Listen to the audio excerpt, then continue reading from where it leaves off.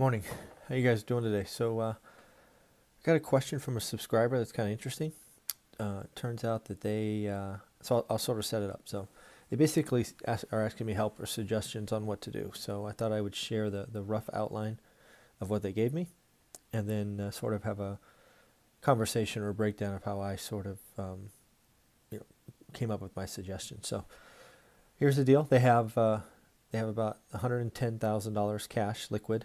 Um, they have they currently are just having in a money market or savings account, something just earning interest. They are 55. They, they don't have high income jobs. They have seasonal work, it says.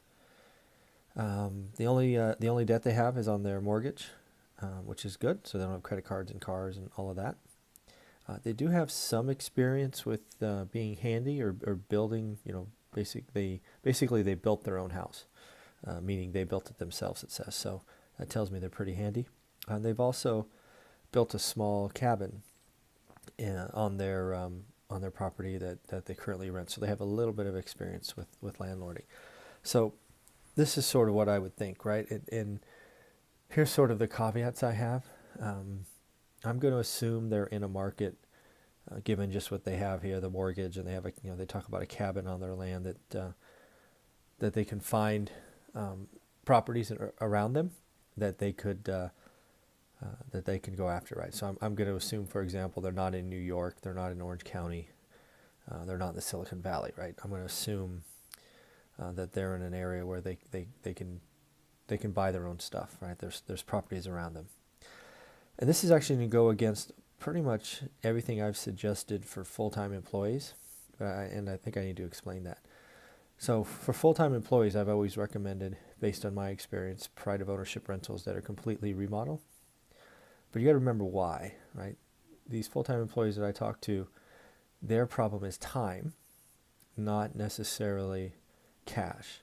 And many of these people I talk to have commission checks, or they have RSUs, or they have stocks, or they have things that will vest in the future that gives them additional chunks of money.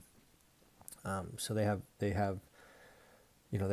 things that are coming in, and they are limited on time. Unlike this subscriber, when I read this, I see time, I see skills. I don't know where they are. I've already said that, but this is what I probably would do. I would probably be willing to take. Basically, what I would go do is I would go find, I guess I'd call rundown, cheap, maybe even vacant properties. And I would look to add one. And I would want it to be cheap. Probably, again, I don't know where you are, so it's hard, but I'd say sub 40 grand. Because what I think you could do over the course of 2 to 4 months is I would tell you to pay cash for that. So you would go spend the 40 grand. Over 2 to 4 months, you and your husband, it sounds like, would be able to repair and lease out that. Let's say that $40,000 house took $20,000. So you're now out 60. Let's say that place maybe rents for the same amount as your cabin. What was it, $825? So once it's rented in 6 months, I want you to go back to the bank, or go to a bank, and put a loan on it. My suspicion is you will be able to get most, if not all, of your cash back, and you have a cash flowing asset. So the key to this plan is every 6 months, right? I don't want you doing 2 projects at a time. You don't have the time nor the reserves if you do that.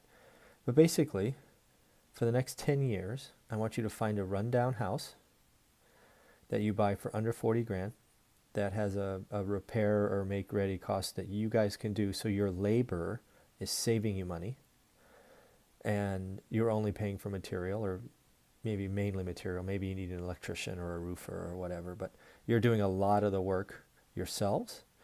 And then at the end of that, once you get a tenant in there, you get to go back to the bank and refinance and pull out most, if not all, of your cash. So that's what I would tell you to do. I'd tell you to have a goal of getting 1 or 2 properties a year. I would use the buy for cash, repair, refi, and do it again. So some people call that the BRRRR method. I think it stands for buy, repair, I don't know, lease, I guess, rent, rent. Buy, repair, rent, refi, right? BRRR, BRRRR. So that's what I would do if I were you, because you have the time, you have the experience, you have the skills. I do one at a time. I would never do a property that was estimated to consume more than 75 grand, because I'm very conservative. I always want you to have 25, 30, 35,000 in reserves, because you never know what happens. And then you're just going to get on the treadmill and do that. And then by the time you're 65, you've got 10. And then if you include your cabin, 11 properties that all are cash flowing. And I think you're in a great spot. So there you go. That's my recommendation. Hope that helps.